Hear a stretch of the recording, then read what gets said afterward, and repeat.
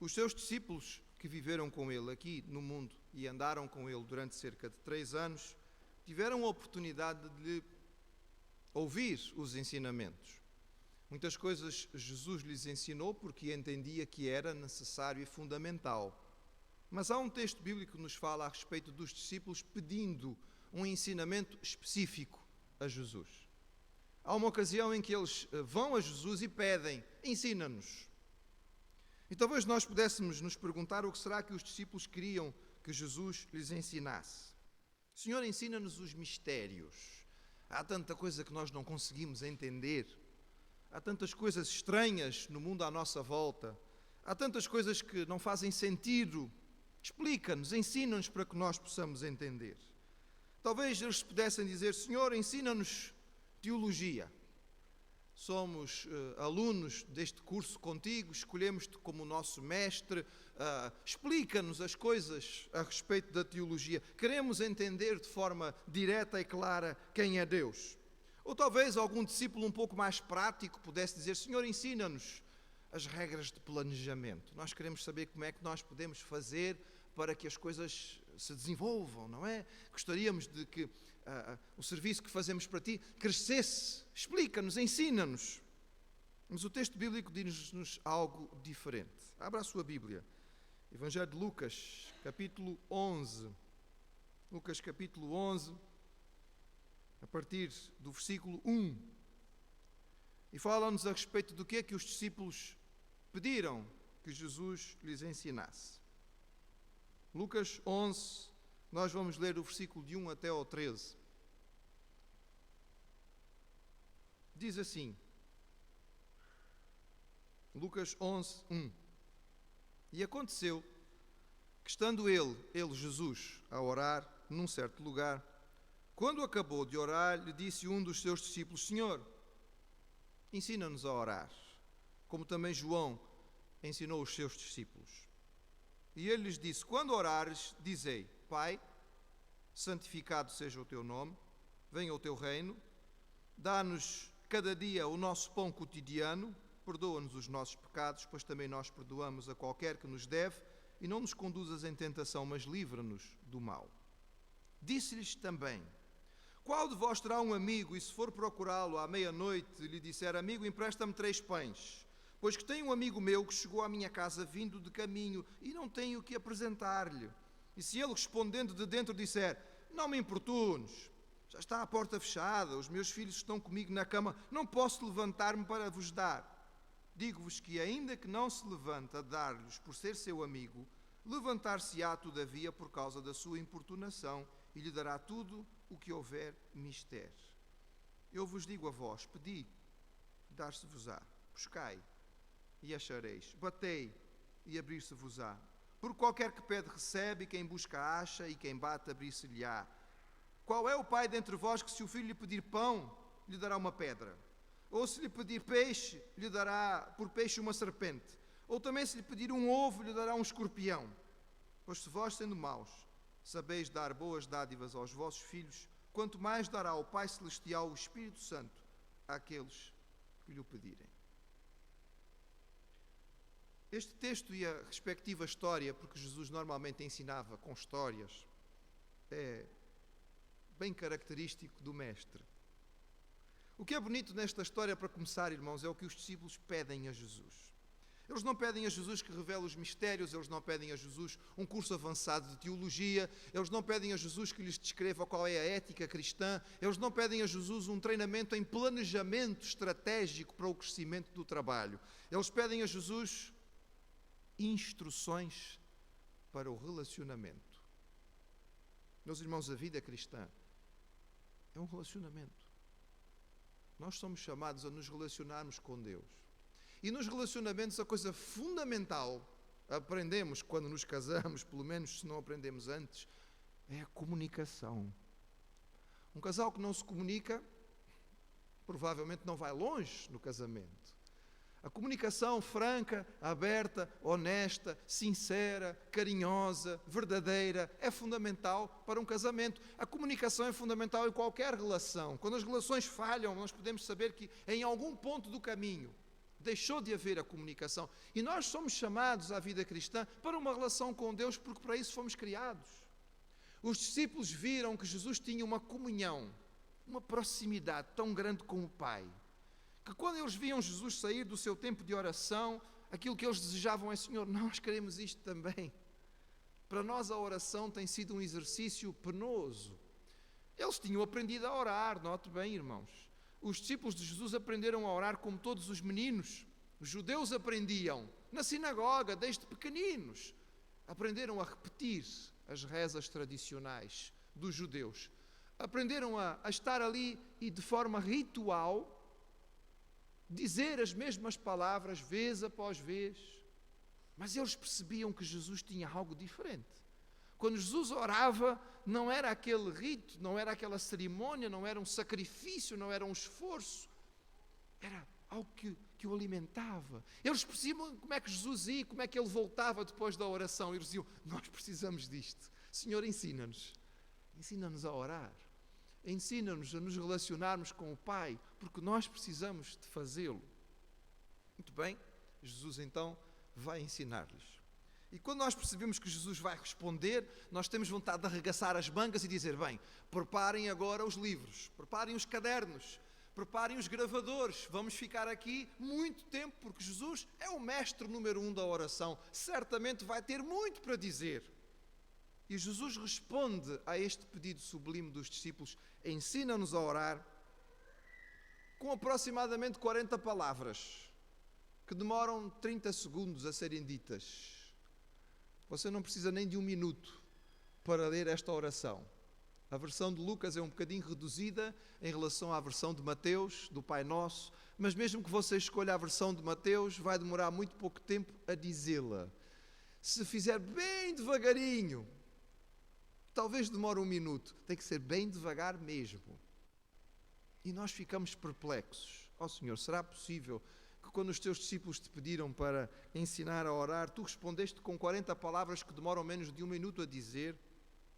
Mas está tudo aqui, não é, irmãos? Quando nós olhamos esta intimidade de Jesus e estes pedidos que são feitos, e que nós poderíamos talvez resumi-los aqui na oração, na versão que Lucas nos dá, em 5 coisas muito simples. Revela-te, santificado seja o teu nome, que o teu nome seja separado, de tal maneira que nós podemos percebê-lo distinto dos outros. Queremos te conhecer, revela-te, mostra-te, controla, venha o teu reino, domina, porque o reino é domínio, é controle, é poder, é autoridade. Senhor, domina, controla, porque nós precisamos do teu domínio. Sustenta, o pão nosso de cada dia nos dá hoje, porque todos nós precisamos do sustento. Perdoa, porque todos temos as nossas falhas e necessitamos que o Senhor nos perdoe, e o perdão é a essência da vida. Protege, não nos conduzas, mas livra-nos do mal. E em 5 simples pedidos, Jesus mostra aos seus discípulos a essência desta comunhão com Deus e da maneira como nós devíamos nos relacionar com Ele. Mas talvez até porque o ensino sobre a oração pareceu tão curto, o Senhor Jesus a seguir conta uma história, como Ele sempre fazia. E através da história, Ele tenta passar aos seus discípulos a lição fundamental que Ele quer transmitir a eles sobre a oração. Olhe mais uma vez para a sua Bíblia e vejam novamente esta história. É uma história curta, uma história um bocado estranha, mas como Jesus normalmente fazia, é uma história sobre o dia-a-dia, sobre coisas corriqueiras. Nós podemos imaginar a cena, uma aldeia na Palestina do primeiro século, onde Jesus vivia, os seus discípulos estão a ver, a imaginar a casa. Uma casa simples, é tarde da noite, meia-noite, nos ambientes camponeses e pastoris onde Jesus vivia. Naquele tempo certamente não existia condições de ter muita luz, muita iluminação, evidentemente que não havia eletricidade e a luz era cara, portanto assim que o sol se ia embora demorava pouco tempo para as pessoas irem dormir. Meia-noite já é, digamos, altíssimas horas. Hoje é comum as pessoas estarem acordadas à meia-noite, não é? Infelizmente, porque a noite foi feita para dormir, mas pronto. As pessoas estão acordadas à meia-noite, vão dormir à meia-noite, à 1 da manhã, também no tempo de Jesus, não é? Os irmãos aqui que ainda se lembram, que talvez tenham vivido no campo ou que já viveram nestes contextos, como eu já vivi. Assim que o sol vai-se embora, não há muito mais a fazer, não é? Porque se não há eletricidade, não há luz, temos que ir dormir. Vamos acordar cedinho no outro dia, não é? 5 e pouco, 6 da manhã, já está a vida a correr. Meia-noite era uma hora totalmente imprópria. E as histórias de Jesus normalmente são assim, elas são muito flagrantes, elas são muito chocantes, elas usam extremos justamente para mostrar o ensinamento. Meia-noite, ouve-se um batido na porta. Pá, batido na porta à meia-noite não é boa coisa. À meia-noite não é hora de abrir a porta para ninguém. Mas nós estamos na Palestina, irmãos, não estamos em Lisboa, não havia ainda grande criminalidade. Portanto, ouve-se um batido à porta e imediatamente uma voz conhecida. É um amigo que está à porta a bater. Epá, o que foi que aconteceu? A tua mulher vai ter bebê? Aconteceu alguma coisa lá em casa? Alguém ficou doente? E ele diz, não, olha, chegou-me um outro amigo. Esta é uma história de amigos. Um amigo vai à casa de um amigo para falar sobre a chegada de um amigo. Chegou um amigo à minha casa. Eu sei que isto não é uma hora muito própria, mas no tempo de Jesus, irmãos, não havia hotéis, nem pensões, não havia locais onde as pessoas pudessem se hospedar. Portanto, era natural que quando chegassem a certas horas procuravam a primeira localidade, às vezes estavam meio perdidos, para poderem se abrigar. Olha, chegou um amigo à minha casa. Eu não tenho o que lhe dar, não tenho o que lhe oferecer. Empresta-me 3 pães para que eu possa servir a mesa ao meu amigo. Vamos pensar um bocadinho no contexto desta história. Primeiro vamos lembrar, irmãos, que estamos a falar sobre a hospitalidade oriental. No contexto oriental, a hospitalidade é uma das regras mais sagradas que existe. No contexto oriental, o receber alguém é algo muito importante. Normalmente, quando se recebe alguém, dá-se muito mais do que aquilo que normalmente se tem. Faz-se um esforço, um sacrifício, pede-se emprestado, vai-se buscar a outros lados. Nós não vamos servir a uma visita à refeição que fazemos todos os dias. Nós podemos não ser orientais, mas nas nossas casas também é um bocado assim, não é? Quando temos alguém para jantar e sabemos que é um convidado que nós trazemos com alegria e com honra à nossa casa, pomos a melhor louça, não é? Escolhemos a melhor toalha, já estamos a ouvir a esposa a dizer, esta toalha não, pá, que esta toalha tem uma mancha no meio, vai buscar aquela outra de linho que está lá separada. É uma toalha que é guardada só para momentos especiais, provavelmente embrulhada em plástico, e nós lá a colocamos, não é? Não levamos as panelas para a mesa. É um dia especial, vamos levar, não é, a melhor louça, que no resto do ano às vezes se calhar não é usada. Não servimos a comida do dia a dia, vamos fazer um prato especial, vamos fazer uma sobremesa, enfim, vamos escolher aquilo que é de melhor. Na cultura de Jesus também era assim. Mas o que era interessante notar, irmãos, é que nesta cultura não apenas a pessoa que recebia era importante, mas a própria aldeia. Eu lembro-me de chegar a algumas aldeias no interior da Guiné, e era giro porque a pessoa com quem eu tinha contato era um indivíduo X, digamos assim. Mas chegando àquela aldeia, a aldeia inteira entendia a responsabilidade para com o hóspede. E era comum eu ir abrigar-me numa casa de uma pessoa que eu nunca tinha visto na vida. Por uma razão muito simples, irmãos. Aquela era a melhor casa. E provavelmente a cama que me iam oferecer era a melhor cama da aldeia. Possivelmente a pessoa que tinha-me recebido na sua casa e a quem eu conhecia não tinha uma cama, talvez só tivesse uma esteira ou tivesse uma cama muito pobre, sem grandes condições. Então ele vai procurar na aldeia inteira onde é que há o melhor lugar para dormir. É lá que nós vamos colocar. E ninguém discute, e ninguém debate. É uma honra receber o hóspede e o melhor lugar é separado para ele. É nesse contexto que Jesus está a falar. Jesus está a falar num contexto em que as pequenas aldeias da Palestina no tempo de Jesus não tinham fornos individuais. Um forno para fazer pão é uma coisa um bocado complicada de construir, não é assim tão simples. Alimentar o forno também não é uma coisa tão fácil. As pessoas não tinham recursos para fazer pão todos os dias.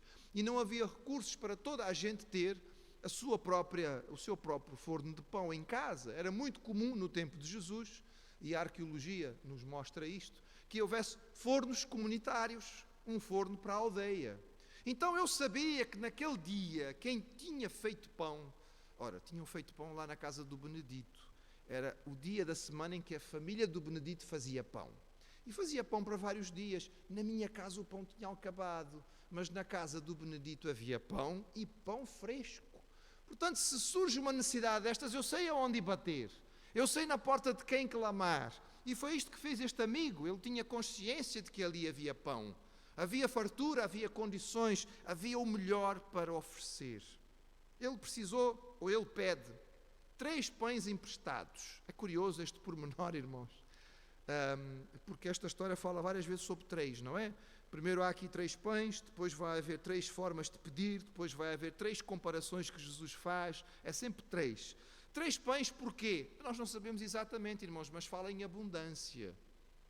Porque evidentemente que o pão daquele tempo era uma coisa grande, redonda, e a pessoa não comia 3 pães. Ninguém conseguia comer 3 pães, quando comia talvez metade de um. Mas era obrigatório colocar na mesa fartura. Quando nós vamos fazer comida para a nossa família, não é? Nós contamos quantos são. Olha, são 4 pessoas, são 4 bifes e ponto final, parágrafo. Mas se eu tiver visitas, não vou contar por cabeça os bifes, senão fica feio, não é? Calha da pessoa gostar e querer mais. Não há, eu tenho que pôr em abundância. Empresta-me 3 pães, eu preciso servir a mesa em condições. Agora, a história de Jesus, irmãos, como normalmente acontecia, é uma história que trabalha pelo ângulo do ridículo, do absurdo. Ninguém na cultura de Jesus, ao ouvir esta história, teria qualquer dúvida de que este homem, ao ser interpelado à meia-noite para ajudar o seu vizinho, ia levantar-se da cama e ia providenciar. Nunca um vizinho ia negar, por várias razões. Primeiro, porque o ambiente era muito pequeno, aquilo era quase familiar. Segundo, porque era uma vergonha não fazer isto. Ele no outro dia não tinha como aparecer em público se tivesse negado ajuda ao seu vizinho. Terceiro, porque ele era a pessoa que provavelmente tinha feito pão naquele dia. Era ele que tinha o melhor pão na aldeia para oferecer. Há muitas razões pelas quais este indivíduo tem que sair da cama para ir fornecer o pão que lhe foi pedido. Mas Jesus diz, imagina que ele arranja uma desculpa esfarrapada. Epá, a porta já está fechada, eu estou aqui deitado ou a dormir. Claro que ele estava a dormir.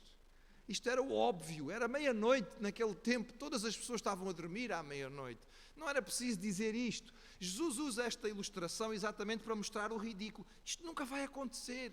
Mas mesmo que porventura esta pessoa não fosse amiga, vai fazer ou vai atender o pedido por uma questão de necessidade. Ela se sente obrigada a fazê-lo. E note bem, irmão, o que foi que aquele homem que, afinal de contas, levanta-se da cama e vai atender o seu vizinho à meia-noite, o que é que ele lhe dá? Os 3 pães? Olhe para o texto novamente. Diz assim, e lhe dará, fim do versículo 8, e lhe dará tudo o que houver mister. Nós não usamos esta expressão hoje em dia, não é? Mistério é uma palavra que não se usa muito. Tudo o que ele precisar, tudo aquilo que ele precisa. A gente só usa o mistério lá na Guiné. Quando falamos sobre o querer, em crioulo da Guiné, é miste. Um miste. Eu quero. Tudo o que tu queres, tudo o que te é mistério, tudo o que ele precisava. Provavelmente, irmãos, não foi só os 3 pães. Porque naquela altura de servir o seu vizinho, ele lembrou-se que, por acaso sou eu que tenho a melhor cesta de pães cada aldeia. E a propósito, sou eu também que tenho a melhor pá de fazer não sei o quê. Ou sou eu que tenho os copos mais bonitos. Alguma coisa de especial ele deu. Ele deu tudo o que o vizinho precisava. E o que é que Jesus está nos ensinando com esta história, irmãos? Ele está nos ensinando aos seus discípulos que lhe pediram, ensina-nos a orar. Que a oração depende da oração. Nós não aprendemos a orar em cursos, aprendemos a orar orando. E Jesus constantemente instiga, insiste com os discípulos para que orem, para que falem, para que comuniquem com o Pai. Logo ao fim da história ele diz, por isso eu vos digo, pedi, buscai, batei. 3 vezes. 3 pães. E Jesus fala sobre 3 formas. Pedi. E vocês vão busquem. E vocês vão encontrar. Batam. E vai ser aberto. E ele então dá 3 exemplos flagrantes, mais uma vez, absurdos, justamente para que a mensagem fique clara. Primeiro, se um filho pedir ao seu pai pão, o pai vai lhe dar pedra? Se pedir peixe, vai lhe dar uma cobra, uma serpente? Se pedir um ovo, vai-lhe dar um escorpião? Que pai seria louco para fazer uma coisa destas? Então Jesus termina este trecho com esta afirmação. Se vós que sois maus, sabeis dar coisas boas aos vossos filhos, quanto mais dará o Pai Celestial, o quê? O Espírito Santo. Note, irmãos, isto é importante. O versículo não diz, se vós, sendo maus, saber dar as boas coisas aos vossos filhos, quanto mais vos dará vosso Pai Celestial coisas boas àqueles que lhe pedirem. Ele não diz isso, ele diz o Espírito Santo. E porquê que ele diz isso, irmãos? Vamos lembrar outra vez o início da história. Os discípulos estão perguntando sobre oração. Estão perguntando sobre relacionamento. Senhor, ensina-nos a forma de nós nos relacionarmos contigo. Ensina-nos a maneira de nós relacionarmos com o Pai, a comunicarmos com Ele. E qual é a forma mais profunda de comunicação com o Pai? É a que nível que o Pai se revela e se comunica connosco de forma mais profunda? É através do Espírito Santo, irmãos. É o Espírito Santo de Deus que comunica com o nosso espírito. É no Espírito Santo de Deus que nós temos a profundidade desta comunhão. E é por isso que Jesus diz, certamente, se vocês pedem, e se os vossos filhos pedem, e vocês, apesar de serem maus, sabem dar coisas boas aos vossos filhos, então o vosso Pai Celestial também vai vos dar o mais importante, o mais fundamental, para que vocês andem comigo, que é a presença do meu Santo Espírito. Que texto extraordinário, irmãos. Que pedido tão bonito e que lição tão boa para nós. A oração é algo tão simples. Eu não sei a sua situação, talvez isto que foi dito aqui lhe faça alguma confusão, talvez falar a respeito de ter um relacionamento com Deus ainda seja algo estranho para si. Então o meu desafio é que atenda àquilo que Jesus disse e descubra, porque esta é a coisa mais importante para as nossas vidas. Nada mais pode ser discutido ou debatido enquanto isto não estiver resolvido na sua vida. Enquanto você não puder dizer e dar o testemunho que eu tenho uma relação com Deus, eu tenho um relacionamento com Deus. Este relacionamento é baseado exatamente nesta comunicação. Nós falamos com Ele através da oração. Ele fala conosco através da sua palavra. E neste contato e nesta comunhão, nós podemos entender, ouvir, perceber, receber aquilo que é a bênção de Deus para as nossas vidas. Se na sua experiência isto ainda não aconteceu, então eu quero lhe dizer que esta é a bênção maior. Evangelho significa exatamente isto, boa nova, que nós podemos ter este encontro, este contato, esta comunhão com Deus. Isso se obtém de uma forma tão simples, porque Jesus ganhou para nós este privilégio na cruz. Ele precisou morrer para que nós pudéssemos ter esta vida. Ele precisou sofrer para que nós pudéssemos ter este prazer, esta alegria, esta satisfação. Aceita aquilo que Jesus fez por si. Peça a Deus perdão por tanto tempo ter andado longe dele. E diga hoje a Ele de forma simples, nas suas próprias palavras, eu quero experimentar isto na minha vida. Mas se você já um dia o fez e tomou essa decisão e pode dizer, não, eu sei o que é ter comunhão com Deus. Então esta parábola e esta história e este ensino de Jesus é para nos lembrar, a oração é a base da vida cristã. É a base, é o fundamento, é como respirar. Um crente que abdica da oração, abdica da vida com Deus. Não tem como crescer espiritualmente, não tem como se desenvolver, não tem como receber aquilo que Deus tem para lhe dar. Lembre-se que aquilo que Jesus nos ensinou de mais profundo é exatamente esta possibilidade que nós temos de andar com Deus a cada dia, de falar com Ele, de ouvir aquilo que Ele tem para nos dizer. E Ele fala de muitas formas diferentes ao nosso coração. Que o Senhor possa ministrar a sua palavra a cada um daqueles que está aqui de acordo com a sua necessidade.